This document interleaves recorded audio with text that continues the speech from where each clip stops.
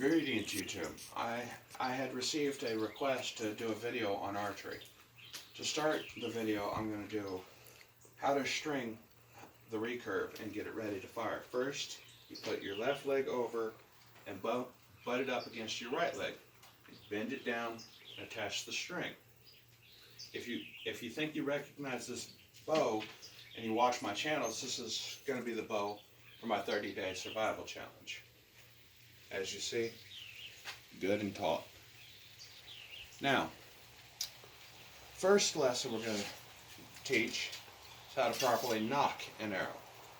Line up the outer feather and the nock to the string. Then take your two fingers, put it on, and pop it into the string with your thumb. That way it prevents tension on the nock, which will eventually break the plastic. If you push the string in with your thumb, the plastic lasts longer. Then you draw back 3 fingers, hold the arrow with your index until you're ready to aim.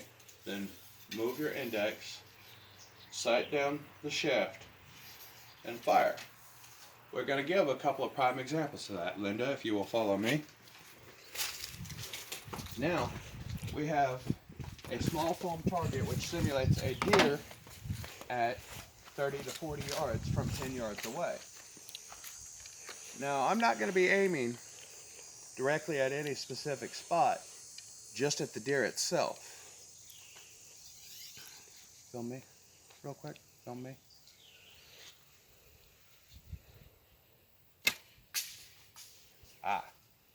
I missed. That is quite simple. I allowed my shoulder to bump. That is a proper example of the don'ts of archery. Don't allow this shoulder to move. Keep this arm stiff when it's raised up. Keep it in line with the target. Close one eye and fire. As you can see, I missed the deer. Like I said, I'm not aiming at anything specific right now.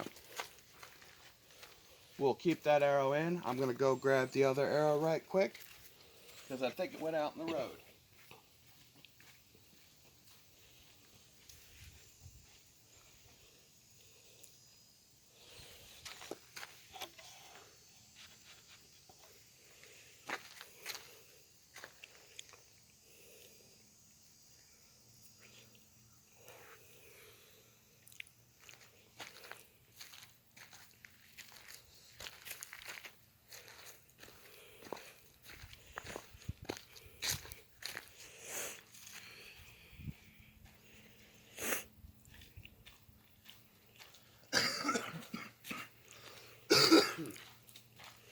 Now, there are 3 key things every beginner archer does, including me.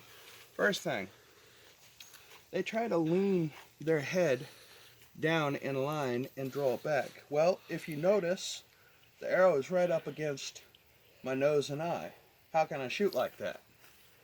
Another thing they try to do is they try to allow their arm to come down to draw quickly for the next shot. You have to keep your arm straight and stiff when you fire. Otherwise, you're going to mess up your shot. Let's give a prime example of that one right there first. Now look. As you can see, I completely missed the deer. Had that been a shot for 30 or 40 yards, it would have completely passed over it or hit the ground before it ever got near it. Case in point. Now let's show a shot from a stiff arm aiming the same way.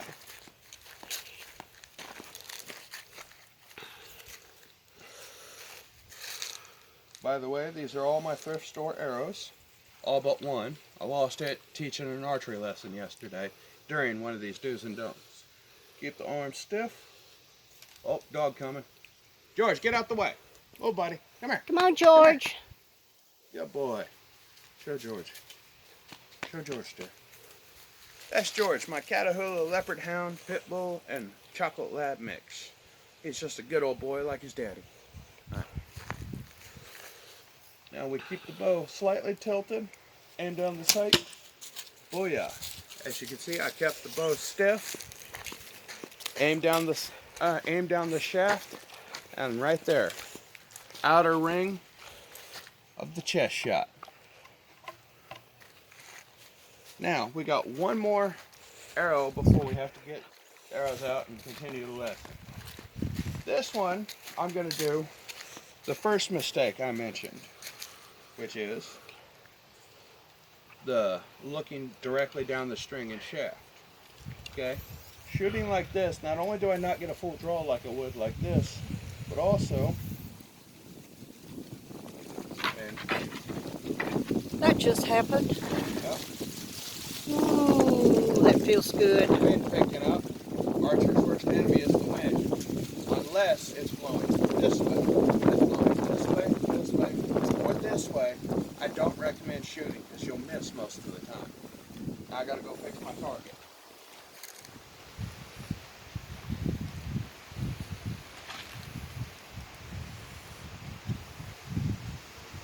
Up, did it again. There you go. Due to the wind, we're going to have to put the target lower, which is going to be harder shooting. For a novice, you want to prop your target up. That way you shoot more level. Because shooting down is a little harder, but in a hunting stand, you will have to shoot down. Now, let's touch on two mistakes. I mentioned earlier about removing your finger before you fire. Let's touch on the keeping your finger on the arrow. And let's touch on firing into the wind. Did you get that shot on film? Now, I don't know if you saw it, but when the feathers hit my finger into the wind blowing at me, it caused the front end to kick up. And then when the weight tried to bring it down, it missed the target by a mile. All it did was graze the top of the target. Didn't even go in the film, or foam rather. Now, the reason I recommend a back quiver over a hip quiver, one, it's more traditional. Two, to me, it's a lot easier putting them backwards than it is trying to flip them around and put them sideways. Now the wind seems to have died down, so we're going to lift this back up. Now, if you caught it off video, if she caught it off video, you saw what happened with the finger. Let's show. Alright, I gotta fix it. You stay there.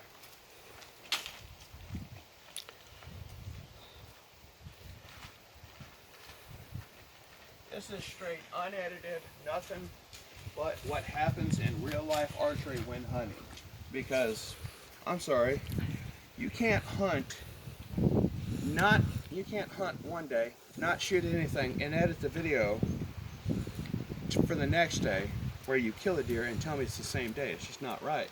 So I'm showing you everything at once. My mistakes, my successes, just so you get a better grasp of the lesson.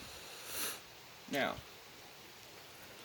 this time, face the thing towards here. I'm going to shoot with my finger on again. Look.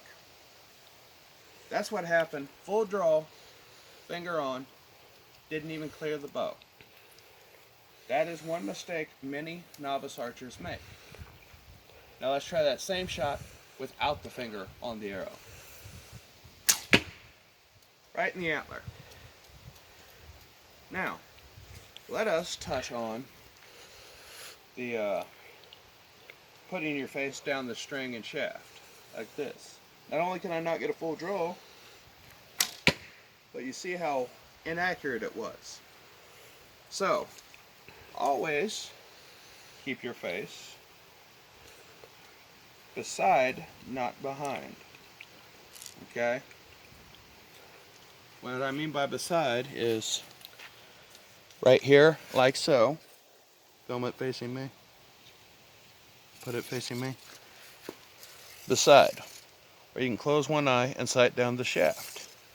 Now, again, I will show that lesson. As I said, I'm not going for accuracy, I'm simply showing do's and don'ts. However, if you want accuracy, here's accuracy for you. Ow. Alright, I'll give you that. I missed. Got a little cocky. That's another thing. Archers, when you're bow hunting, just because you think you got the shot, don't fire until you're sure. I got cocky. What happened? I went wide right.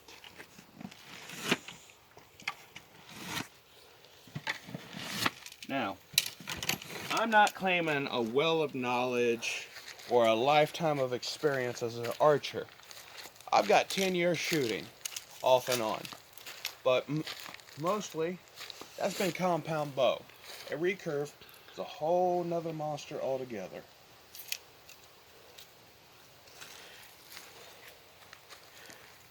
That being said, I've been shooting a homemade bow for about a month and a half now. And I'm getting pretty accurate with it, but I'm trying to get accurate with my challenge bow. Now, a lot of archers have a favorite position. Some like to come from a downward position up. Some like to come directly back. Others say this is the appropriate one. Japanese style drawing and coming down. No one answer is correct. You do what you feel comfortable. I've got a student who pulls up and back. I've got an uncle who pulls down and forward. I myself, a lot of times, will catch myself pulling directly back and firing. No shot. Now, that was with the directly back.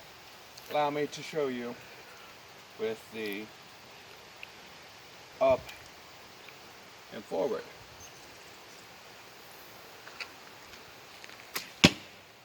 No lick of difference. Now, oops. Now let's show you the up and back. No lick of difference. If any of those was the better shot, it was the direct drawback. But I'm not trying to show you a better shot, I'm just showing you shots right now. Now, one last arrow before we go get them again. Now the final don't is simply don't draw and fire as quick as you can. Just because it's another case in point of getting excited. Look at all 4 of these quick fires. There was no aiming in any of them. 3 of them were demonstrations of draw. The last one was a draw and fire. Just because you can shoot rapidly doesn't mean you should. The only one to connect was the straight drawback. And the reason I like the straight drawback is because it gives me time to aim. But even as you see, I didn't aim very well. This is all about archery don'ts right now. As I'm teaching my student, who is 40 years old and has never shot a bow in his life, well, take it back, he shot a bow when he was like 8, and he's 43 now. He needs a lot of lessons. So I'm giving him the same lessons that I'm giving you. Right now I'm covering the don'ts. In my next video, I'll cover the do's, and you'll see me shoot more accurate. I'm sorry, you can't give the don't lessons and shoot accurately. How can that be a don't if you're shooting accurately? That being said, let's give you a do. Shall we? Do. Finger the arrow to hold it in place while you guide it to the nock. Do. Take your 2 index finger, your index in your middle, and guide the nock to the string and push the string in with your thumb. Do. Draw whichever way makes you feel comfortable. Do. Curl your finger down. Do. Clench a fist on the handle. Do. Sight your arrow and fire. Now, you will learn that when you fire a bow, your arm will shake if you don't keep that arm stiff. Let's try everything I just did with my arm stiff, shall we?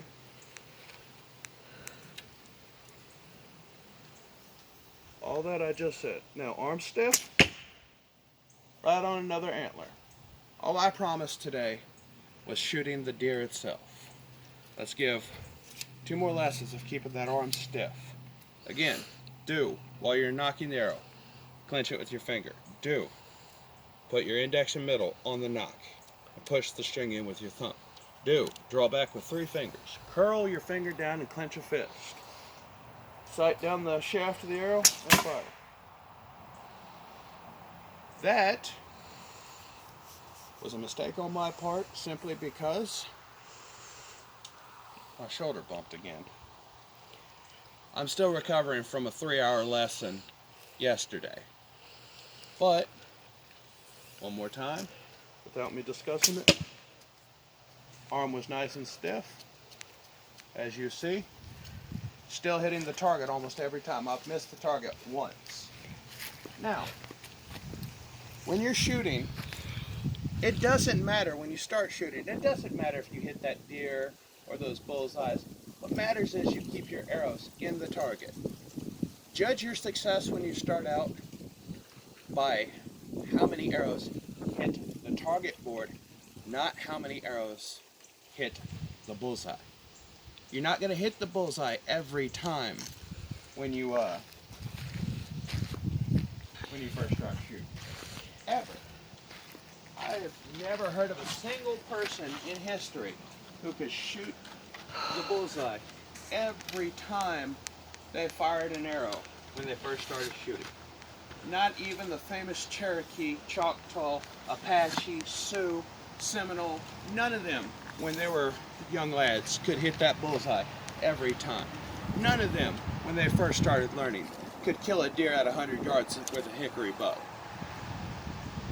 Robin Hood, as famous as he is for Europeans, couldn't hit the side of a barn when he first started. Matter of fact, according to legend, how he started getting so good was because of wartime. His life depended on it, so it was shoot or get killed. And he learned to shoot. Before that, he couldn't shoot with them. He also couldn't fight with a sword either, so they gave him a bow and told him, hope you live. If you read the original story, or watch an old black and white movie based on the original story. Now that being said, this brings me to my final lesson. When you're done for the day, there's one last thing you need to do. That's the unstringing of your recurve. Now if you have a compound, you don't need to unstring it. But personally, I prefer a recurve because maintaining a bow when the string breaks is as simple as this. First, when you're done, take the string off. That way, you don't create tension on the limbs here and here. More tension you create on it, the quicker it's going to fail in the long run. Less tension you keep on it, the less it's going to fail. If you unstring a recurve every time you're done shooting and wrap the string around the top section but leave it strung at the bottom, it don't create tension on the bottom limb. Actually takes tension off of both, even with the string being nice and taut. It's actually not as taut as I thought. Oops. But you'll be able to keep the string where you can find it. On top of that, no tension means the shaft lasts longer. Okay? Now, if the string should fail, it's as quick as taking a string, making 2 knots and a loop on each end, and you're ready to fire again. If you're worried about the knots not being tight enough, don't worry. The bow will tighten the knots for you. That's why I recommend 2 knots.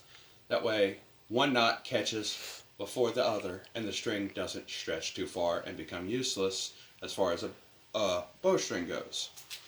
Now, if you are shooting with a recurve, the lessons I have taught you only change to the point where you have to pull the shooting string rather than one of the other two, and you don't have to unstring it because a compound has wheels, there's no tension on the limbs until you draw back.